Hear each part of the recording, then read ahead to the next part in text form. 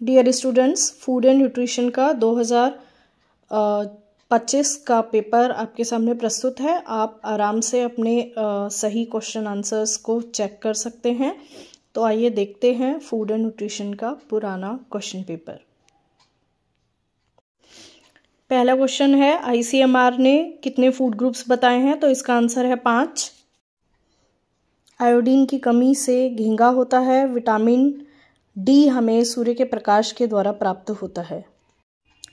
Gluten गेहूं में पाया जाता है। विटामिन B7 का नाम बायोटीन है। विटामिन डी की कमी से हड्डियां प्रभावित होती हैं। विटामिन के का कार्य है रक्त का थक्का जमाना। कुपोषण को संतुलित आहार के द्वारा रोका जा सकता है। WHO की फुल फॉर्म है वर्ल्ड हेल्थ ऑर्गेनाइजेशन। राष्ट्रीय पोषण सप्ताह सितंबर में मनाया जाता है। अंडा प्रोटीन का एक कंसंट्रेटेड सोर्स है। आलू, अनाज, बीन्स और दालें, इनसे हमें कार्बोहाइड्रेट और प्रोटीन दोनों ही मिलती हैं। तो मेरे हिसाब से क्वेश्चन गलत है। बेरी हमें विटामिन बी की कमी से होता है। खाद्य पदार्थों में विभिन्न पोषक तत्व पाए जाते हैं जो हमें स्वस्थ रखते हैं। गर्म करने पर विटामिन सी नष्ट हो जाता है। कार्बोहाइड्रेट से हमें तीव्र गति से ऊर्जा प्राप्त होती है। मजबूत हड्डियों के लिए विटामिन डी और कैल्शियम दोनों ही आवश्यक हैं। एक दिन में 6 से 8 गिलास तक पानी पीना चाहिए। दही और इडली फर्मेंटेड फूड के उदाहरण हैं जिसे किण्वित फूड कहते हैं। अंकुरित जो होते हैं वो बीज होते हैं, तो अंकुरण में बीज शामिल होते हैं। मक्खन और घी वसा के प्रमुख स्रोत हैं। आयोडीन युक्त नमक से हमें आयोडीन प्राप्त होता है। समोसा और आलू जंक फूड के उदाहरण हैं। आलू के चिप्स। घरों द्वारा छोड़ा गया पानी जो होता है उसे सीवेज के नाम से जानते हैं। पीलिया हमारे यकृत यानी लिवर को प्रभावित करता है। और भारत का सबसे स्वच्छ शहर सूरत, ये दूसरे नंबर पर है। पहले नंबर पर इंदौर आता है। वैश्विक स्वास्थ्य मुद्दों को WHO वर्ल्ड स्वास्थ्य संगठन ही संभालता है। टॉयलेट को फ्लश होने में लगभग 10 सेकंड का समय लगता है। और हाथ हमें खाना खाने से पहले, शौचालय जाने के बाद और भोजन करने से पहले और बाद में प्रयुक्त सभी इसका आंसर होगा। बैक्टीरिया के सबसे छोटे रूप को कोकाई कहा जाता है। HIV का विस्तृत रूप है मानव प्रतिरक्षा न्यूनता सिंड्रोम वायरस। और मानव शरीर का सामान्य तापक्रम होता है 98.6 डिग्री फ़ारेनहाइट। जल के द्वारा होने वाला रोग है हैजा। और पौधों में हरा रंग क्लोरोफिल के कारण आता है। पोटेशियम से भरपूर जो फल है वह केला है। फ्लश वाले शौचालय का निर्माण जॉन हैरिंगटन के द्वारा किया गया था। दिल्ली में 37 सीवेज ट्रीटमेंट प्लांट हैं।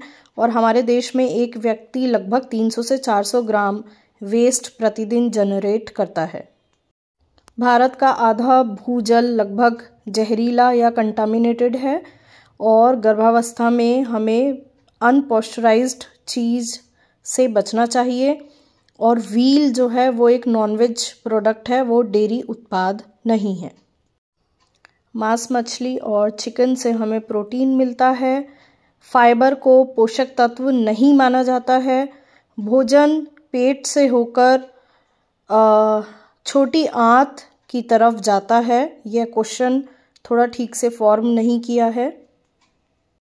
शरीर की वृद्धि, ऊर्जा और मरम्मत पोषक तत्वों के द्वारा की जाती है।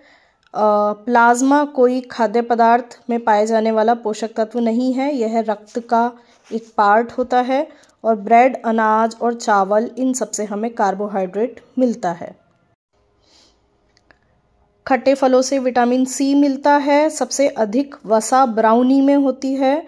दूध, पनीर और दही के द्वारा हमें मजबूत हड्डी, दांत और मांसपेशी तीनों की मजबूती के लिए ये जरूरी है।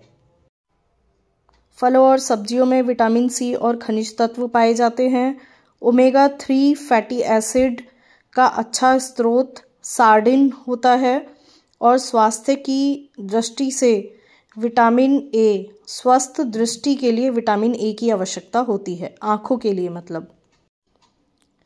बिना मीठी आइस टी में वसा, चीनी और तेल नहीं पाए जाते हैं। मार्जरीन एक हाइड्रोजनेटेड फैट का उदाहरण है। और विटामिन डी को हम सनशाइन विटामिन के नाम से भी जानते हैं। मानव खाद्य श्रृंखला में उपभोक्ता की भूमिका अदा करता है। भोजन को प्रभावित करने वाले खतरे रासायनिक, जैविक और भौतिक में बांटे जाते हैं। और पारिस्थितिक मॉडल मुख्य 2 प्रकार के होते हैं। भारत में विश्व का सबसे ज़्यादा दूध उत्पादन होता है। सभी शीतल जो पदार्थ होते हैं, पेय पदार्थ, सॉफ्ट ड्रिंक, वो कार्बोनेटेड नहीं होती हैं, तो यह झूठ है। उपभोक्ता खाद्य उद्योग में एल्कोहलिक पेय पदार्थ नहीं शामिल हैं। उद्यानिकी में बागवानी का अध्ययन किया जाता है। दांतों का जो कवर होता है वो इनेमल से ढका हुआ होता है। और बीज दांत हमारे जीवन में 2 बार नजर आते हैं, अस्थायी और स्थायी दांत के रूप में। अन्न प्रणाली, जिसे हम ग्रासनली कहते हैं, उसमें से कोई भी एंजाइम नहीं निकलता है। और आधा भाग हमारे भोजन का अनाज और सब्जियां होनी चाहिए। और दालें प्रोटीन का अच्छा स्रोत होती हैं। निम्नलिखित में से वसा से सबसे ज़्यादा कैलोरी मिलती है। दूध, पनीर, अंडे विटामिन ए और डी दोनों का ही स्रोत होते हैं। छिली हुई सब्जियों को अगर हम धोते हैं तो विटामिन डी हमारा नष्ट हो जाता है। विटामिन सी जल में घुलनशील होता है। विटामिन B12 में कोबाल्ट पाया जाता है। और आयरन से भरपूर हमारी दालें होती हैं। काजू के प्रोटीन को संपूर्ण प्रोटीन माना गया है। और फाइबर पचता नहीं है, लेकिन हमारे लिए ज़रूरी है। उच्च रक्तचाप से पीड़ित व्यक्ति को सोडियम नहीं खाना चाहिए। इम्यूनिटी को मजबूत करने के लिए विटामिन सी की आवश्यकता है। अंडा, मांस और दूध प्रोटीन के अच्छे स्रोत होते हैं। मांसपेशियों के संकुचन के लिए कैल्शियम की आवश्यकता होती है।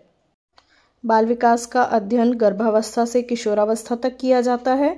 2 साल तक के अंत तक बच्चों के सामान्यतः 16 दांत निकल आते हैं, तो शायद 15 इसका आंसर ठीक होगा।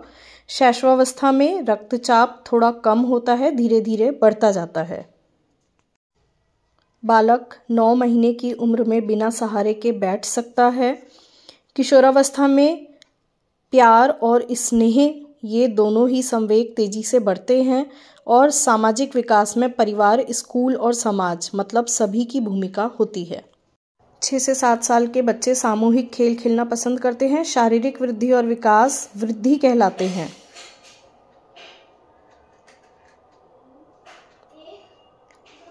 किशोरावस्था की अवधि को अत्यधिक दबाव की स्थिति समझा जाता है। किशोरों में कला, साहित्य और संगीत के द्वारा हम भावनाओं का विकास आसानी से कर सकते हैं।